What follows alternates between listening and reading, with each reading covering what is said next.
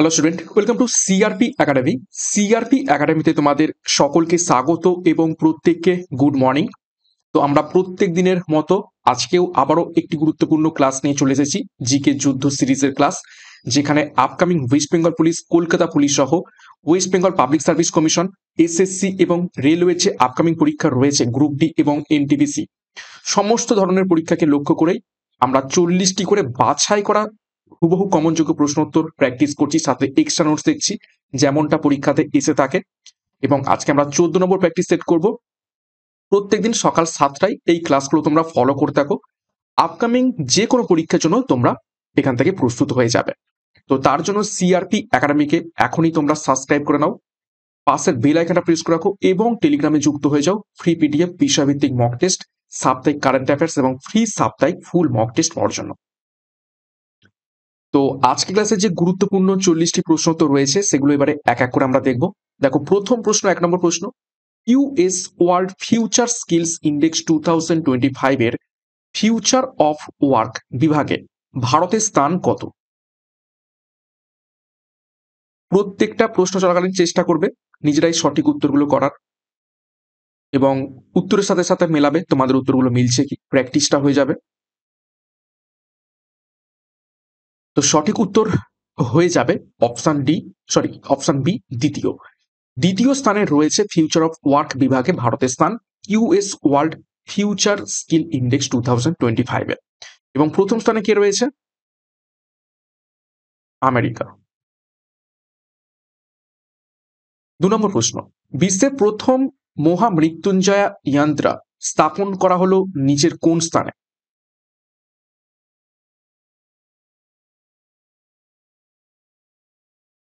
বিশ্বের প্রথম মহামৃত্যুঞ্জয় যন্ত্র নিচের কোন স্থানে স্থাপন করা হয়েছে? তো সঠিক উত্তর হয়ে যাবে অপশন এ, প্রয়াগরাজ। প্রয়াগরাজের কথাই, প্রয়াগরাজের ঝুনসি ঝুনসি নামক একটি স্থান রয়েছে, এবং সেই ঝুনসি হাভেলিসের তপবন, ঠিক আছে, হাভেলিসের তপবন আশ্রম।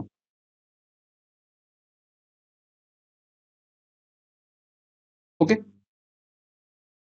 নেক্সট 3 নম্বর প্রশ্ন, কোন ব্যাংকের নতুন এমডি এবং সিইও হিসাবে নিযুক্ত হলেন বিনোদ কুমার?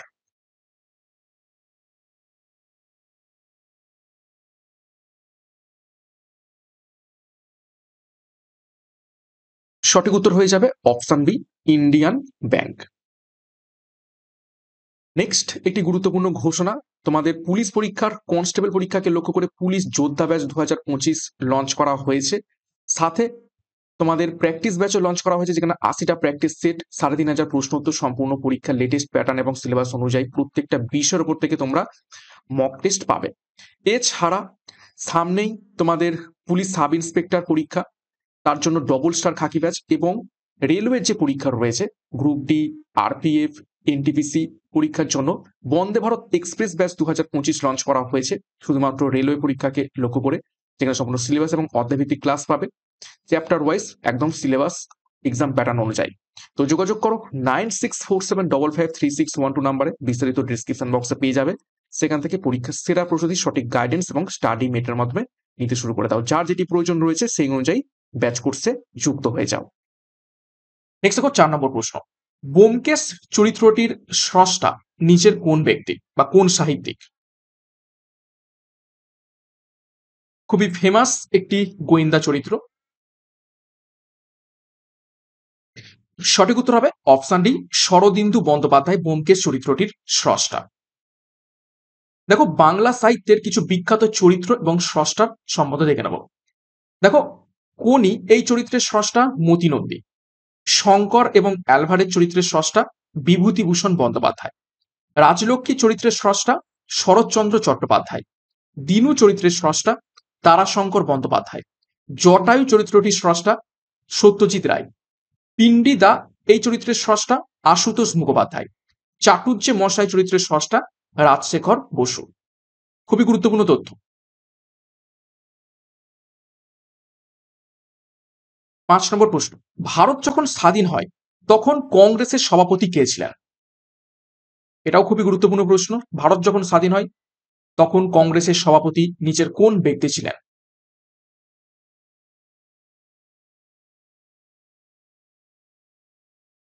তো সঠিক উত্তর হবে অপশন সি, জেবি কৃপালিনী, অর্থাৎ 1947 সাল। ঠিক আছে, মহাত্মা গান্ধী একবারের জন্য তিনি জাতীয় কংগ্রেসের সভাপতি হয়েছিলেন, সেটি কবে? 1942 সাল, বেলগ্রাম অধিবেশন। ঠিক আছে, বেলগ্রাম অধিবেশন।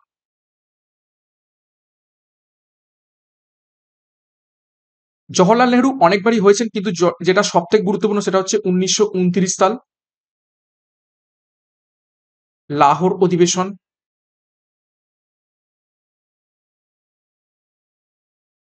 আচ্ছা, অ্যানি বেসান্ত প্রথম মহিলা সভাপতি কংগ্রেসের, কত সাল? 1917 সাল। কোন অধিবেশন? কলকাতা অধিবেশন। একটা প্রশ্ন, চারটে গুরুত্বপূর্ণ তথ্য আমরা এখান থেকে জেনে নিলাম। নেক্সট 6 নম্বর প্রশ্ন, সম্প্রতি বিসিসিআই এর সভাপতি কে রয়েছে?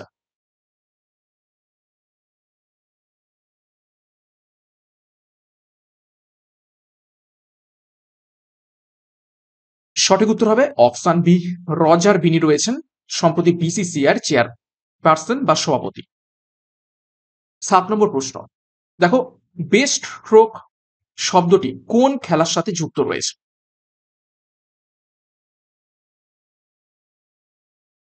এটা অ্যাকচুয়ালি ব্রেস্ট হবে। ব্রেস্ট স্ট্রোক শব্দটি নিচের কোন খেলার সাথে যুক্ত রয়েছে? সঠিক উত্তর হবে অপশন সি, সুইমিং বা সাঁতারের সাথে। দেখো, বিভিন্ন খেলার সাথে সম্পর্কিত কিছু শব্দ সমূহ আমরা একটু দেখে নেব। অ্যাসেজ শব্দটি সম্পর্কিত রয়েছে ক্রিকেটের সাথে, স্ম্যাশ শব্দটি সম্পর্কিত রয়েছে ভলিবলের সাথে, ক্যাডেল শব্দটি সম্পর্কিত রয়েছে গল্ফের সাথে, ব্রেস্ট স্ট্রোক এবং বাটারফ্লাই শব্দটি যুক্ত রয়েছে সাঁতারের সাথে, নকআউট এবং জ্যাব শব্দ যুক্ত রয়েছে বক্সিং খেলার সাথে, এলবিডব্লিউ সম্পর্কিত রয়েছে ক্রিকেটের সাথে, পিভট এবং টি এই দুটো শব্দ যুক্ত রয়েছে গলফ খেলার সাথে। 8 নম্বর প্রশ্ন, ভারতের চতুর্থ ওয়ার্ল্ড ক্রাফট সিটির মর্যাদা পেয়েছে নিচের কোন শহর? খুবই গুরুত্বপূর্ণ প্রশ্ন।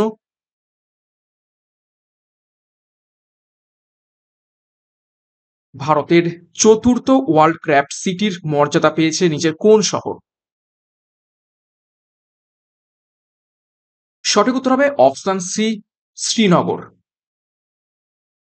9 নম্বর প্রশ্ন, কোন সংবিধান সংশোধনীর মাধ্যমে ভোটাধিকার লাভের যে প্রয়োজনীয় বয়স 21 বছর থেকে কমিয়ে 18 বছর করা হয়?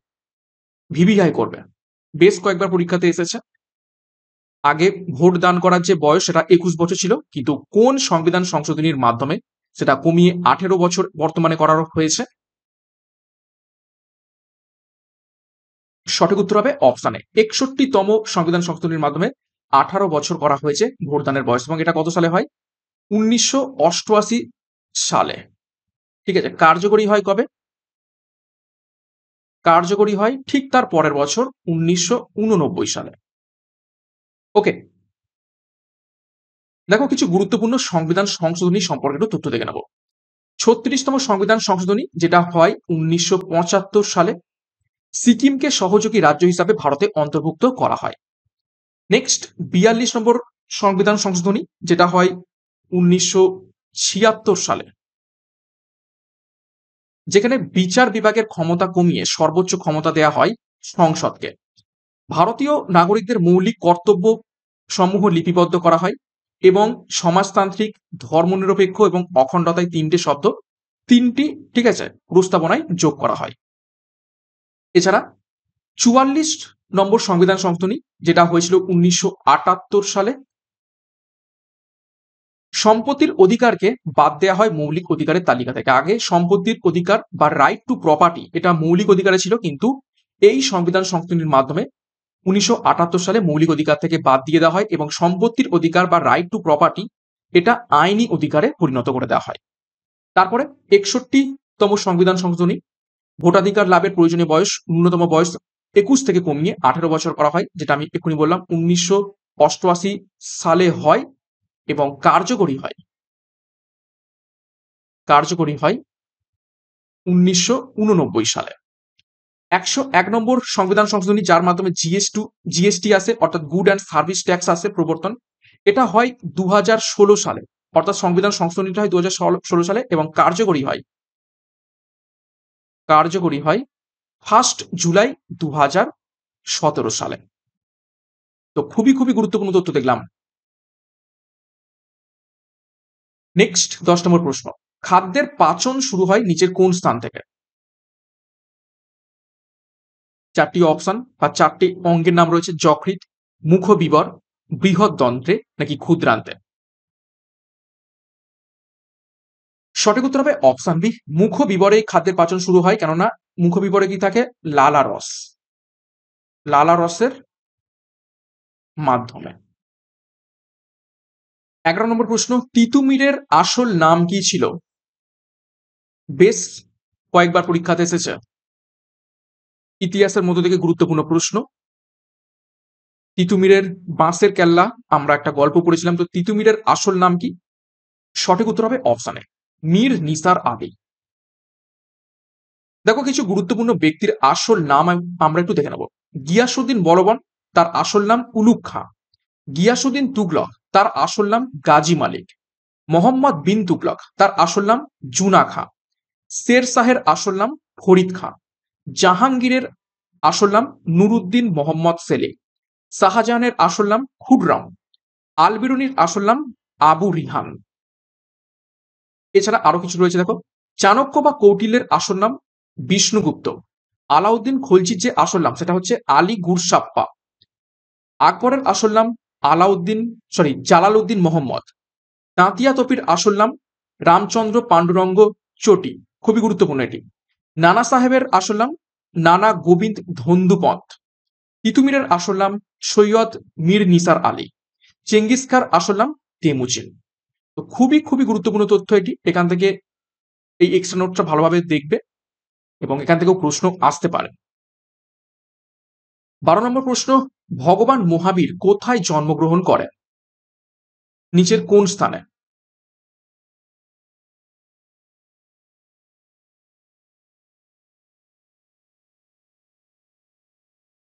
সঠিক উত্তর হয়ে যাবে অপশন সি, কুন্দ গ্রামে তিনি মারা যান, জন্মগ্রহণ করেন 540 খ্রিস্টপূর্বাব্দে। ওকে, আচ্ছা, কুশীনগরে কে মারা যান? গৌতম বুদ্ধ। মারা যান কত সালে? 483 খ্রিস্ট পূর্বে। একটু কিছু গুরুত্বপূর্ণ তথ্য দেখব। কুন্দগ্রাম উত্তর বিহারের বৈশালীতে অবস্থিত, যেটি বর্তমানে মুজাফফর জেলা নামে পরিচিত। এখানে জন্মগ্রহণ করেন ভগবান মহাবীর। জৈন ধর্মের 24তম তীর্থঙ্কর তিনি ছিলেন। তিনি বিহারের পাবাপুরীতে 500, আচ্ছা এখানে ভুল রয়েছে, এটা হবে 467 খ্রিস্টপূর্বাব্দে তিনি মারা যান। কখনো কখনো এটা 468ও বলা থাকে, অ্যাকচুয়ালি এটা 468 হবে, কেননা 72 বছর বয়সে তিনি মারা যান। তো 540 থেকে যদি আমরা 468 যদি বাদ দিই তাহলে কিন্তু দেখবে 72 দাঁড়াচ্ছে। তো 72 বছর বয়সে তিনি মারা যান। এবং বুদ্ধদেব জন্মগ্রহণ করেন নেপালের কপিলাবস্তু নামক স্থানে। কত সালে? 563 খ্রিস্ট পূর্বাব্দে। ওকে, নেক্সট 13 নম্বর প্রশ্ন, সুব্রত কাপ কোন খেলার সাথে যুক্ত রয়েছে?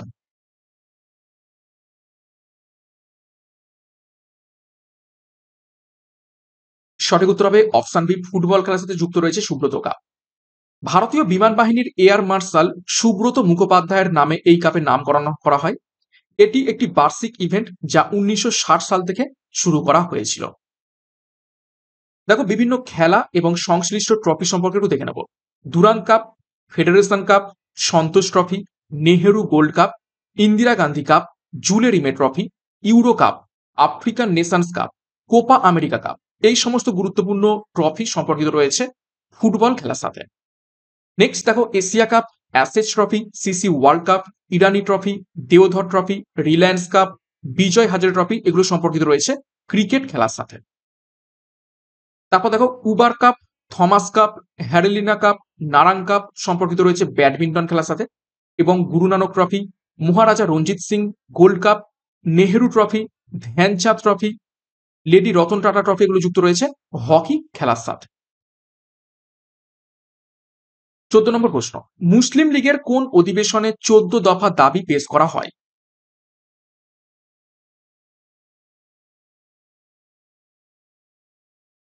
নিচের কোন অধিবেশনে 14 দফা দাবি পেশ করা হয়? সঠিক উত্তর হবে অপশন বি, দিল্লি অধিবেশনে। দেখো 1929 সালের মার্চে মোহাম্মদ আলী জিন্নাহর সভাপতিত্বে দিল্লিতে মুসলিম লীগের অধিবেশন হয়। তার ভাষণে তিনি মুসলিমদের দৃষ্টিভঙ্গি 14 দফায় তুলে ধরেন। এ কারণে দফাগুলোকে জিন্নাহর 14 দফা বলা হয়। 15 নম্বর প্রশ্ন, ভারতের শেষ ভাইসরয় কে ছিলেন?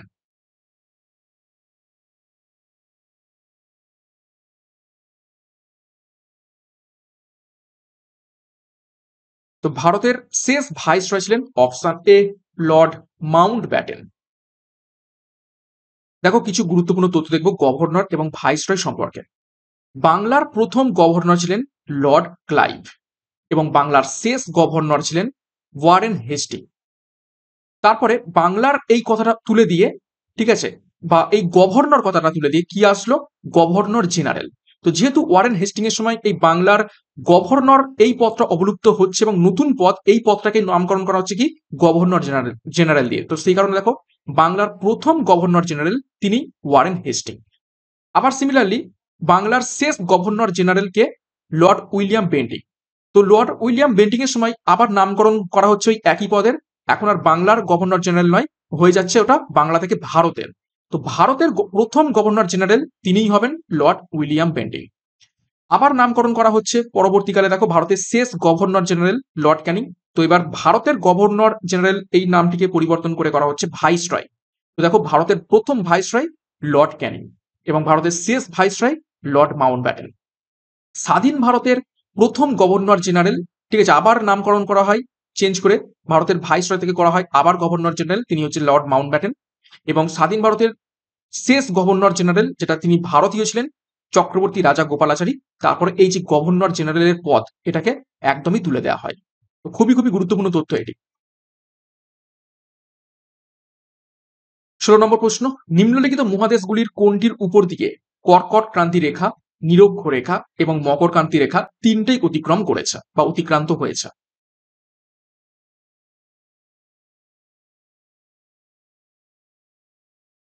সঠিক উত্তর হবে অপশন সি, আফ্রিকার উপর থেকে। 17 নম্বর প্রশ্ন, এফএও এর সদর দপ্তর কোথায় অবস্থিত রয়েছে? এফএও এর full form food and agriculture organisation বা খাদ্য ও কৃষি সংস্থা। এটির সদর দপ্তর নিচের কোন শহরে অবস্থিত? সঠিক উত্তর অপশন সি, রোমে। জেনিভাতে কি অবস্থিত রয়েছে? ডাব্লিউএইচও। প্যারিসে ইউনেস্কো। ওয়াশিংটন ডিসিতে ওয়ার্ল্ড ব্যাংক এবং আইএমএফও রয়েছে। 18 নম্বর প্রশ্ন, বায়ুর পর্বতের উপরে ওঠার ফলে, পর্বতে বাধার ফলে যে বৃষ্টিপাত হয় তা কি বৃষ্টিপাত নামে পরিচিত রয়েছে?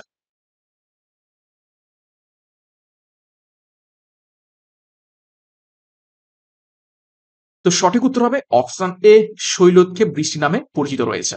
সমুদ্র থেকে এইভাবে পাহাড়ের ওপর, ঠিক আছে, মেঘ উঠতে থাকবে এবং উঠে এই পাহাড়ের গায়ে ধাক্কা খেয়ে এইখানে বৃষ্টি ঘটাবে, এইটা কি বলা হচ্ছে কি শৈলক্ষেপ বৃষ্টি। 19 নম্বর প্রশ্ন, আয়ুর্বেদ ঔষধের জনক কাকে বলা হয়ে থাকে?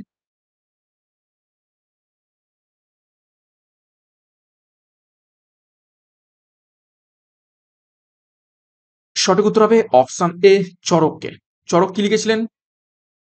চরক সংহিতা।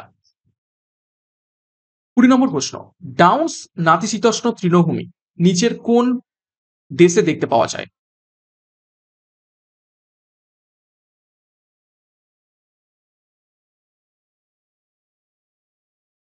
সঠিক উত্তর হবে অপশন বি, অস্ট্রেলিয়াতে ডাউন্স নাতিশীতোষ্ণ তৃণভূমি দেখতে পাওয়া যায়। দেখো, ডাউন্স তৃণভূমি অস্ট্রেলিয়াতে দেখতে পাওয়া যায়, ভেল্ট যে তৃণভূমি সেটি দক্ষিণ আফ্রিকায় দেখা যায়, এবং নাতিশীতোষ্ণ তৃণভূমি ক্যান্টারবেরি এটি দেখতে পাওয়া যায় নিউজিল্যান্ডে। 21 নম্বর প্রশ্ন, মূল সংবিধানে কটি ধারা এবং কতগুলো তফসিল ছিল?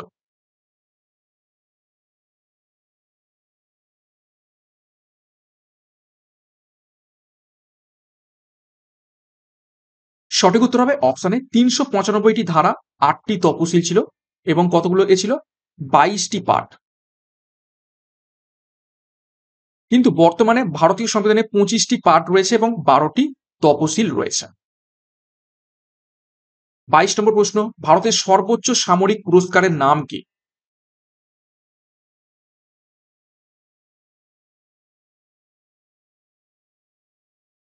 ভারতের সর্বোচ্চ সামরিক পুরস্কারের নাম অপশন এ পরমবীর চক্র। 23, কে মৌলিক অধিকার সংশোধন করতে পারেন? নিচের কোন ব্যক্তি?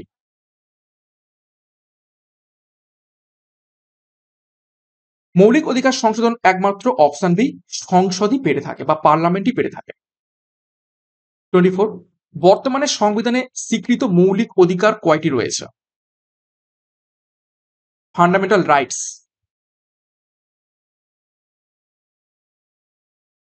সঠিক উত্তর হবে অপশন এ 6টি।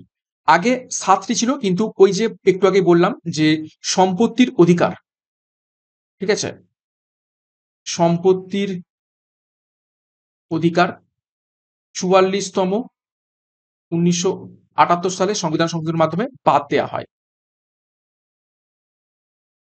তো 7 থেকে একটা বাদ চলে গেলে বর্তমানে 6টি রয়েছে। তো কি কি?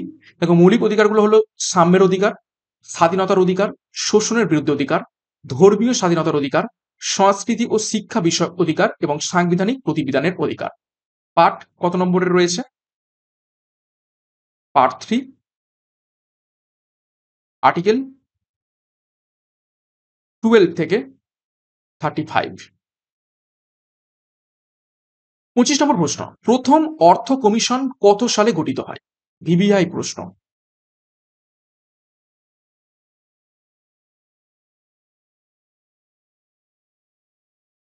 সঠিক উত্তর হবে অপশন বি, 1951 সালে প্রথম অর্থ কমিশন গঠিত হয়।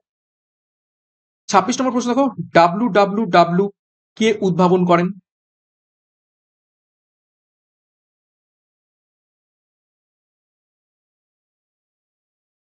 সঠিক উত্তর হবে option B, Tim Berners Lee W উদ্ভাবন করেন। দেখো, তিনি 1989 সালে ওয়ার্ল্ড ওয়াইড ওয়েব উদ্ভাবিত করেছিলেন। 27, কে ভারতের জাতীয় গান রচনা করেন?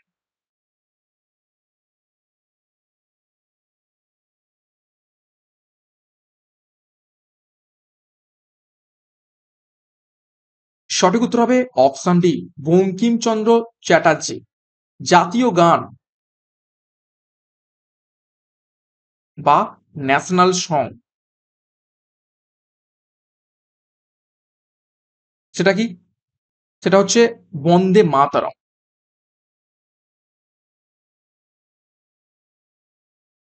আর জাতীয় সঙ্গীত বা যেটাকে বলা হয় থাকে ন্যাশনাল অ্যানথেম,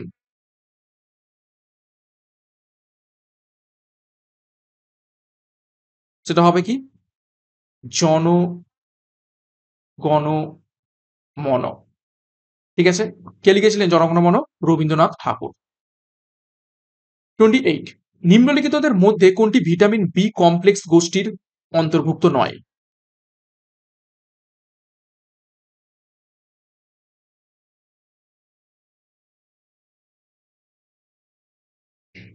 তো সঠিক উত্তর হবে অপশন এ, রেটিনল। রেটিনল কি? Vitamin A. আর থিয়ামিন, এটা হচ্ছে ভিটামিন বি1। ফলিক অ্যাসিড, এটি হয়ে যাবে ভিটামিন বি9। এবং রাইবোফ্লাভিন, এটা হয়ে যাবে ভিটামিন বি2। তো এই তিনটে হচ্ছে বি কমপ্লেক্স গোষ্ঠীর, আর রেটিনলটা ভিটামিন এ। দেখো সমস্ত ভিটামিনের রাসায়নিক নাম একটু দেখে নেবো। ভিটামিন এর রাসায়নিক নাম রেটিনল, ভিটামিন বি1 এর থিয়ামিন, ভিটামিন বি2 এর রাইবোফ্লাভিন, ভিটামিন বি3 এর নিয়াসিন, ভিটামিন বি5 এর রাসায়নিক নাম প্যান্টোথেনিক অ্যাসিড, ভিটামিন বি6 এর রাসায়নিক নাম পাইরিডক্সিন, ভিটামিন বি7 এর রাসায়নিক নাম বায়োটিন। এছাড়া ভিটামিন বি9 এর ফলিক অ্যাসিড, ভিটামিন বি12 সায়ানোকোবালামিন খুবই গুরুত্বপূর্ণ, ভিটামিন সি এর রাসায়নিক নাম হচ্ছে দেখো অ্যাসকর্বিক অ্যাসিড, ভিটামিন ডি রাসায়নিক নাম ক্যালসিফেরল, ভিটামিন ই রাসায়নিক নাম টোকোফেরল, ভিটামিন জি রাসায়নিক নাম নিয়াসিন, ভিটামিন কে রাসায়নিক নাম ফাইলোকুইনন বা ন্যাপথোকুইনন এবং ভিটামিন এম এর রাসায়নিক নাম ফলিক অ্যাসিড। ভিটামিন এম কে অনেক সময় ওই বি9 বলা হয়ে থাকে, বিভিন্ন নামে পরিচিত। 29 নম্বর প্রশ্ন, নিচের কোনটি রবি শস্য?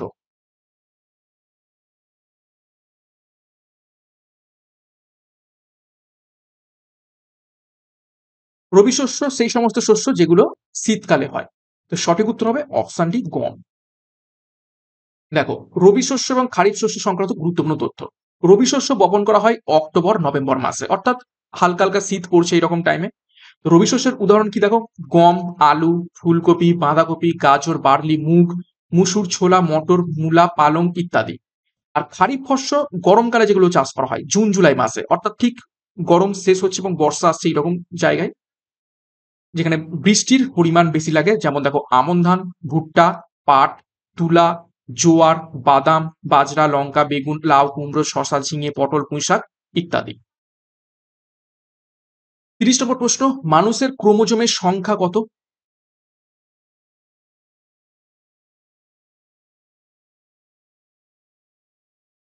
তো মানুষের ক্রোমোজোমের সংখ্যা সঠিক উত্তর হবে অপশন সি 46টি বা 23 জোড়া। দেখো এই 23 জোড়ার মধ্যে 22টি অটোজোম হিসেবে পরিচিত, অর্থাৎ 22 জোড়া হচ্ছে অটোজোম ক্রোমোজোম, আর এক জোড়া মহিলাদের মধ্যে হচ্ছে এক্স ক্রোমোজোম থাকে এবং পুরুষদের মধ্যে একটি এক্স এবং একটি ওয়াই ক্রোমোজোম থাকে। 31 নম্বর প্রশ্ন, রক্ত তঞ্চনে সাহায্য করে নিচের কোন ভিটামিন?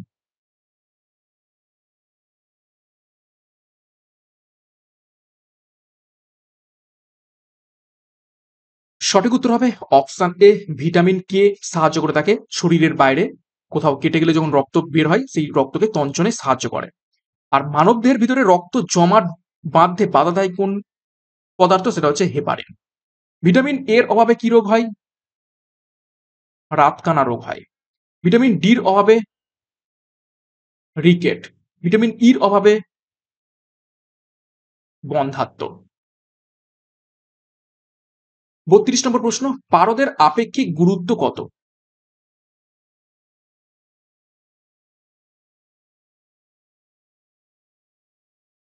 সঠিক উত্তর হবে অপশানে 13.6।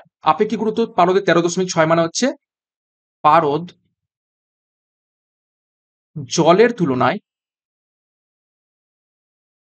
ওই 13.6, ঠিক আছে, গুণ ভারী।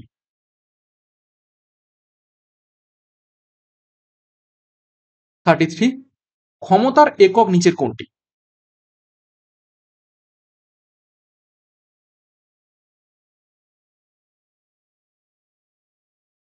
ক্ষমতার একক সঠিক উত্তর হবে অপশন বি ওয়াট। এটা হচ্ছে এসআই একক। আর সিজিএস একক সেটা হবে আর্ক পার সেকেন্ড। 34, ব্রোঞ্জ ধাতু সংকরটি কি কি উপাদান দিয়ে গঠিত? বিবিআই করো।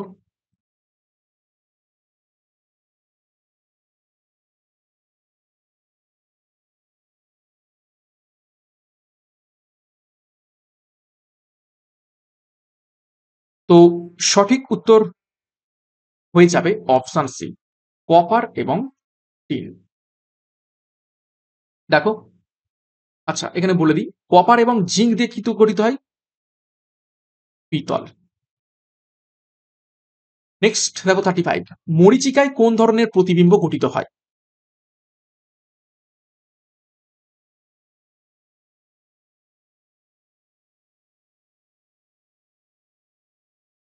সঠিক উত্তর হবে অপশন সি অসৎ বিম্ব।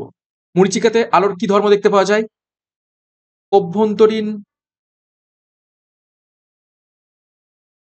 আলোর পূর্ণ প্রতিফলন।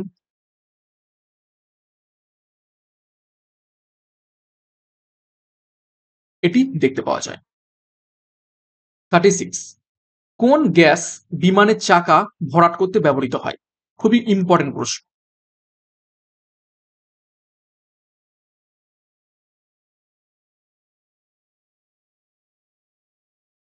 সঠিক উত্তর হবে অপশন ডি নাইট্রোজেন। 37, আলোক বর্ষ হলো নিচের কোনটি? সঠিক উত্তর করবে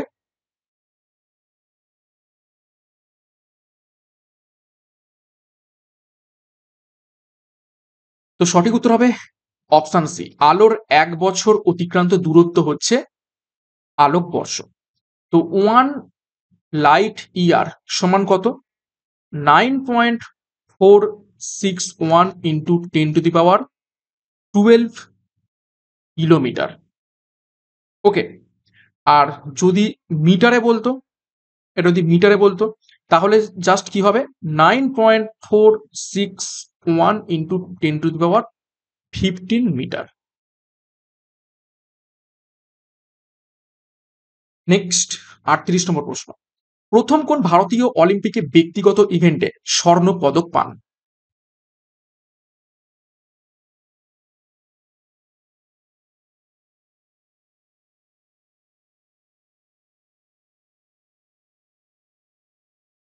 সঠিক উত্তর হবে অপশন সি অভিনব বিন্দ্রা। দেখো অলিম্পিক সম্পর্কিত কিছু গুরুত্বপূর্ণ তথ্য দেখব। অলিম্পিকে প্রথম ব্যক্তিগত স্বর্ণপদক জয়ী অভিনব বিন্দ্রা। অলিম্পিকে পদকজয়ী প্রথম ভারতীয় তিনি হচ্ছেন কেডি যাদব। অলিম্পিকে পদকজয়ী প্রথম মহিলা কর্ণম মালেশ্বরী। এবং অলিম্পিকে অংশগ্রহণকারী প্রথম ভারতীয় তিনি হলেন নরম্যান ফিচারনা। 39, দ্বিতীয় প্রজন্মের কম্পিউটারে কি ব্যবহার করা হয়?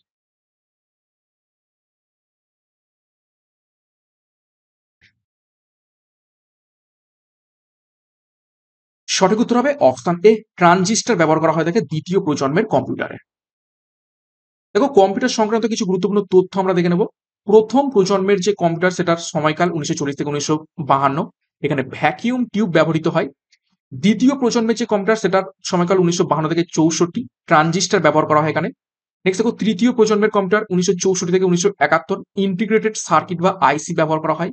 চতুর্থ প্রজন্মের কম্পিউটার 1971 থেকে 1990, ভেরি লার্জ স্কেল ইন্টিগ্রেটেড বা ভিএলএসআই মাইক্রো প্রসেসর বা সিলিকন চিপ এখানে ব্যবহার করা হয়। এছাড়া পঞ্চম প্রজন্ম যেটা 1990 থেকে বর্তমানে চলছে, যেখানে মাইক্রো প্রসেসর চিপ বা আলট্রা লার্জ স্কেল ইন্টিগ্রেটেড অর্থাৎ ইউএলএসআই, যেগুলোর একটি চিপে 10 মিলিয়ন সার্কিট থাকে, সেগুলো ব্যবহার করা হচ্ছে। 40 নম্বর প্রশ্ন দেখো এবং আজকের ক্লাসের শেষ প্রশ্ন। পিভি সিন্ধু কোন খেলার সঙ্গে যুক্ত ছিলেন? এখনো রয়েছেন।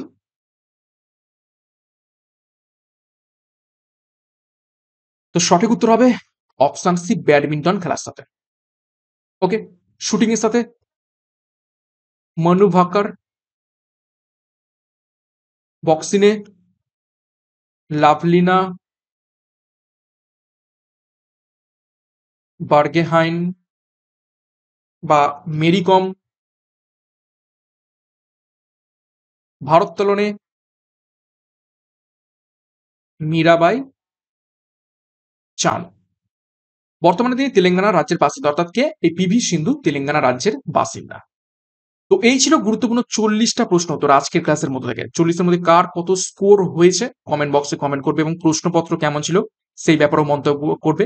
Upcoming West Bengal police, Kolkata police, clerkship exam এবং মিসলেনিয়াস এক্সাম, সমস্ত পরীক্ষা সাথে রেলওয়ে, এসএসসির মতো পরীক্ষার জন্য এই সমস্ত জিকে প্রশ্নোত্তরগুলো খুবই খুবই ইম্পর্টেন্ট, কেননা প্রত্যেকটা পরীক্ষাতেই এই ধরনের জিকে প্রশ্ন এসে থাকে। তো প্রত্যেকদিন সকাল 7টা থেকে ক্লাসগুলো ফলো করতে থাকো। শুধুমাত্র প্রশ্ন নয়, সাথে এক্সট্রা নোটসও রাখছি যাতে আরো বেশি বেশি তথ্য তোমরা জানতে পারো এবং প্র্যাকটিসটা ভালোভাবে হয়। তো সিআরপি একাডেমিতে নতুন হতে গেলে চ্যানেলটাকে সাবস্ক্রাইব করো, পাশে বেল আইকনটা প্রেস রাখো এবং টেলিগ্রামে যুক্ত হয়ে যাও ফ্রি পিডিএফ, ফ্রি বিষয়ভিত্তিক মক টেস্ট, ফ্রি সাপ্তাহিক কারেন্ট অ্যাফেয়ার্স এবং ফ্রি সাপ্তাহিক ফুল মক টেস্ট পাওয়ার জন্য। তো আজকের মতো ক্লাসটা এখানে শেষ করছি। প্রত্যেককে all the best. Thank you, by.